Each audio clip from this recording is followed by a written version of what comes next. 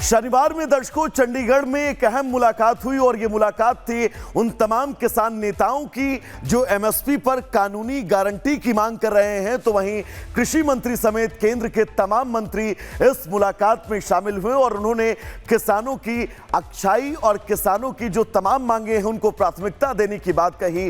तो सवाल यही है कि जो किसानों का ये आंदोलन है उस आंदोलन में अब बात बनती हुई नजर आ रही है। रिपोर्ट आपको दिखाते हैं।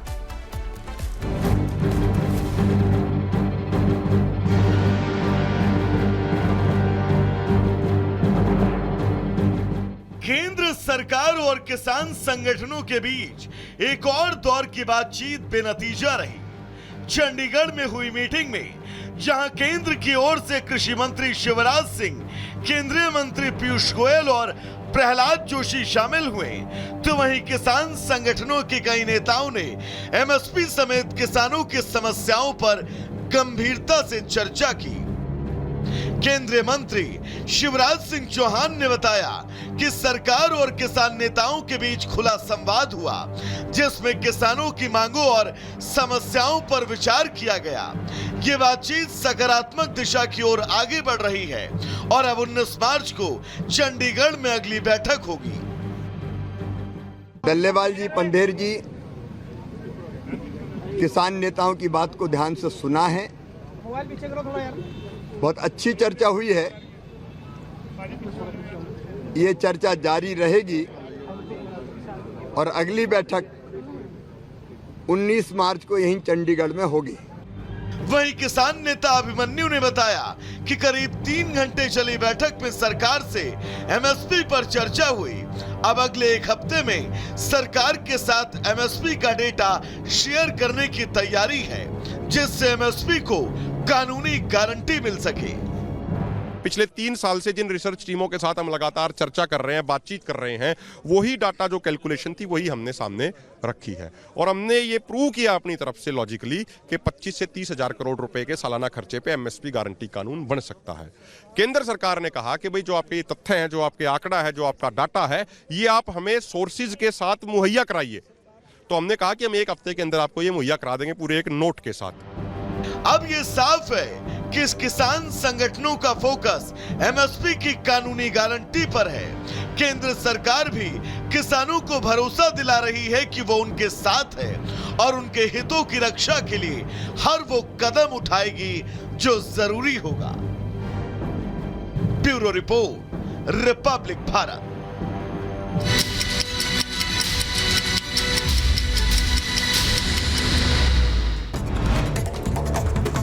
तेलंगाना में एसएलबीसी टनल हादसे को लेकर रेस्क्यू ऑपरेशन जारी। सुरंग के अंदर की जा रही ऑक्सीजन की सप्लाई, 8 मजदूर अभी भी फंसे हैं। टनल में करीब 60 मजदूर कर रहे थे काम। 8 मजदूरों को छोड़कर बाकी सभी को सुरक्षित बाहर निकाला गया। पीएम मोदी ने सीएम रेवंत रेड्डी से ली हादसे की जानकारी। पीएम मोदी ने हर संभव मदद का भरोसा भी दिया है। हिमाचल प्रदेश के चंबा में बड़ा हादसा होने से टला। बस ड्राइवर के सूझबूझ से करीब 15 यात्रियों की जान बची। पहाड़ दरकने से खाई में गिरने से बची बस। जम्मू में खाई में गिरी तीर्थयात्रियों से भरी बस। हादसे में एक शख्स की मौत जबकि 16 घायल। माता वैष्णो देवी मंदिर से दर्शन करके लौट रहे थे श्रद्धालु।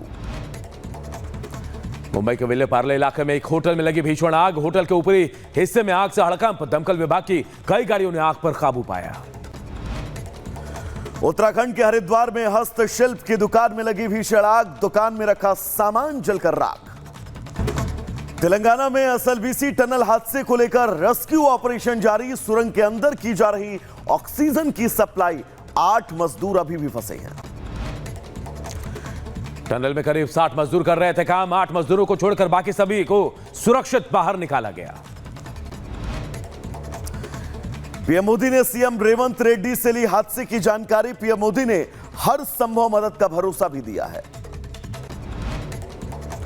हिमाचल प्रदेश के चंबा में बड़ा हादसा होने से टला। बस ड्राइवर के सूझबूझ से करीब 15 यात्रियों की जान बची। पहाड़ दरकने से खाई में गिरने से बची बस। जम्मू में खाई में गिरी तीर्थयात्रियों से भरी बस। हादसे में एक शख्स की मौत जबकि 16 घायल। माता वैष्णो देवी मंदिर से दर्शन करके लौट रहे थे श्रद्धालु। मुंबई के विले पार्ले इलाके में एक होटल में लगी भीषण आग। होटल के ऊपरी हिस्से में आग से हड़कंप। दमकल विभाग की कई गाड़ियों ने आग पर काबू पाया। उत्तराखंड के हरिद्वार में हस्तशिल्प की दुकान में लगी भीषण आग। दुकान में रखा सामान जलकर राख।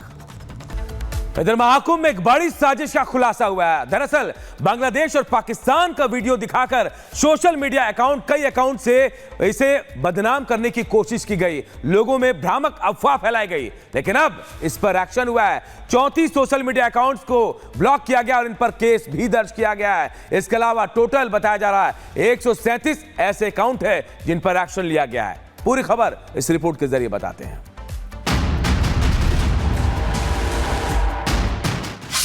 महाकुंभ में अफवाह फैलाने वाले सावधान।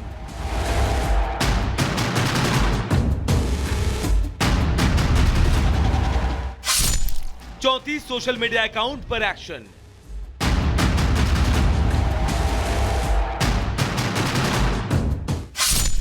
हादसे की झूठी खबर पर हुआ एफआईआर।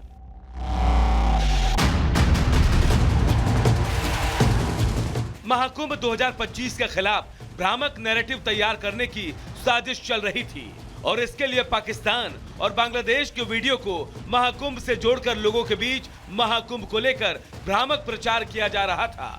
अब ऐसे 34 सोशल मीडिया अकाउंट चलाने वालों पर केस दर्ज कर एक्शन लिया जा रहा है। अफवाहबाजों पर एक्शन। 34 सोशल मीडिया अकाउंट की पहचान। बांग्लादेश की घटना को महाकुंभ का बताया गया। ट्रेन में आग की भ्रामक खबर चलाई गई। यूपी पुलिस ने आरोपों को खारिज किया। अब केस दर्ज कर लिया जा रहा एक्शन। ऐसी भ्रामक खबर और अफवाह फैलाने वाले कई यूट्यूबर और इंस्टाग्राम अकाउंट्स हैं। इनमें से जिन पर कार्रवाई हुई है वो है जीके एवरीडे, नीरज दास, बिंदिया देवी, बलमा बिहारवाला, विकास पटेल और अन्य। इंस्टाग्राम अकाउंट अजय चौधरी, आभा जानू 01, महेश कशोधन, ब्रजेश सिंह यादव, अमन निषाद और अन्य। महाकुंभ मेला 2025 को लेकर अब तक 12 मामलों में 171 सोशल मीडिया अकाउंट्स के खिलाफ एफआईआर दर्ज की जा चुकी है।